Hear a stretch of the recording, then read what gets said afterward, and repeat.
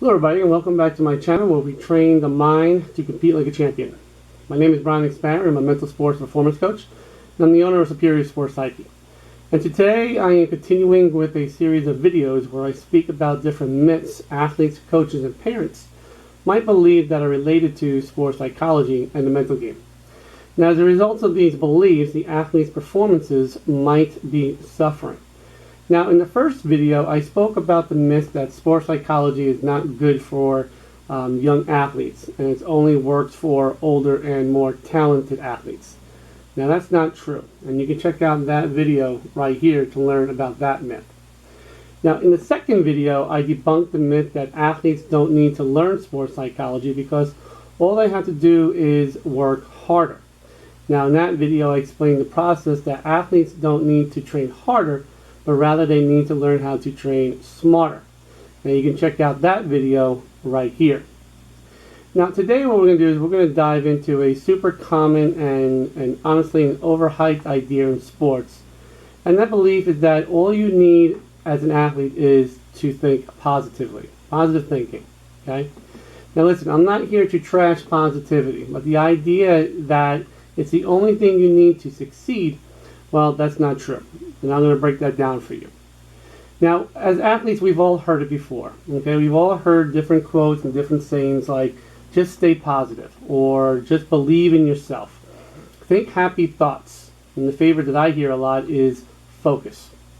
Now, these are everywhere. Okay, you've seen these things posted on locker room walls. You've seen them on social media posts. Coaches will give motivational speeches related to it. Okay. And to be fair, they're well intended. Okay?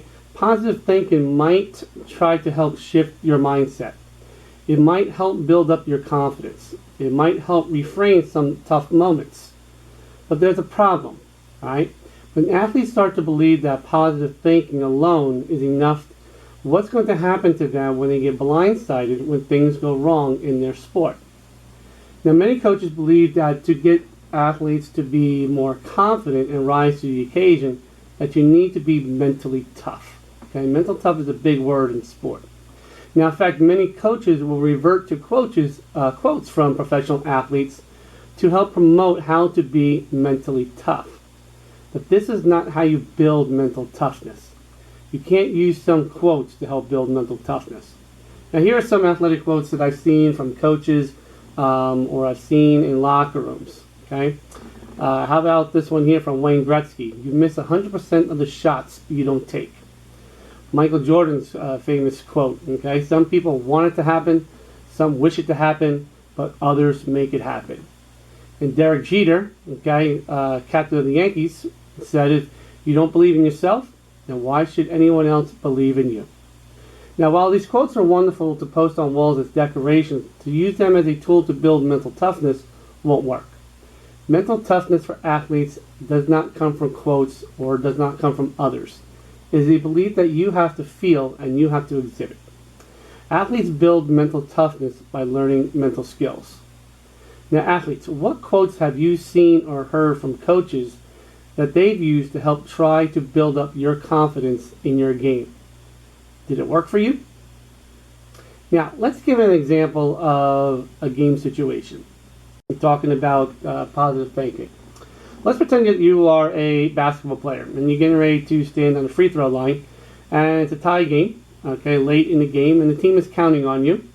You take a couple of deep breaths and you get ready and you say to yourself, I got this, I got this. All right? And a lot of athletes will do that, okay, because that's positive thinking, thinking positive thoughts. I got this, I can do this, okay? But if you never trained how to breathe under pressure, if you never worked on how to handle your nerves, if you avoided high pressure situations in practice, then what's going to happen when your heart is pounding, your mind is racing, and your legs are starting to feel like jelly? Okay? That positive thinking won't save you because you don't have the tools to back it up. So instead, what should you do? Well, what you need to do is you need to approach the situation a little differently. Okay? So first, what you need to do is you want to accept what we call accept your reality. Okay? Mental strength and mental toughness isn't about denying your nerves or pretending that everything is fine. Every athlete in sport is nervous in clutch situations. Okay? It's a stressful situation. You're going to be nervous. That's okay. But the difference is how they handle it. It's about saying and accepting how you feel. You can turn around and say, yeah, I'm nervous, but I know how to handle this. Okay? Now, once you accept your reality, then what you want to use the appropriate mental tools and strategies to help you offset how you feel or think. And these are the skills that you learn in mental performance when you start developing some pre-performance routines. You focus on learning how to have some focus cues. You learn how to work on your breathing. And then you learn how to have some reset strategies after you make a mistake.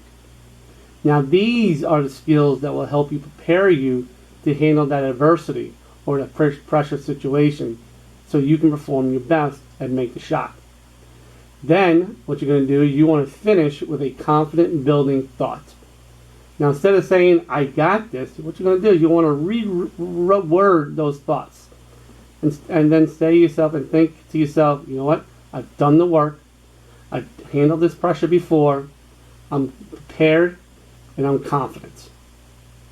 Those are the steps that will help build true mental toughness from within. Now take a moment and think, okay, as an athlete, if you were in that situation and you went through that series of training, do you think you would be calm and confident in your shot? I think you would. Okay?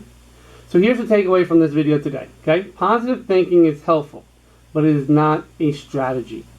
You need more than just some good vibes, some good words. Okay? Instead, what you need is you need some reps. You need some tools. You need mental skills training built through training.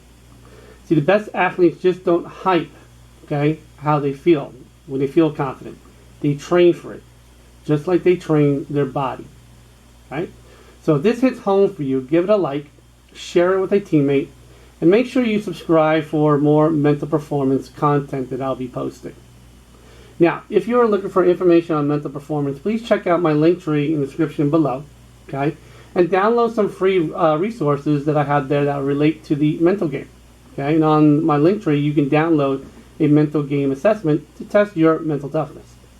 Now, also check out my online course, okay, the Resilient Athlete course, where I teach you the skills so you can build up your mental toughness, so you can compete with an elite mindset, elite focus, and elite confidence.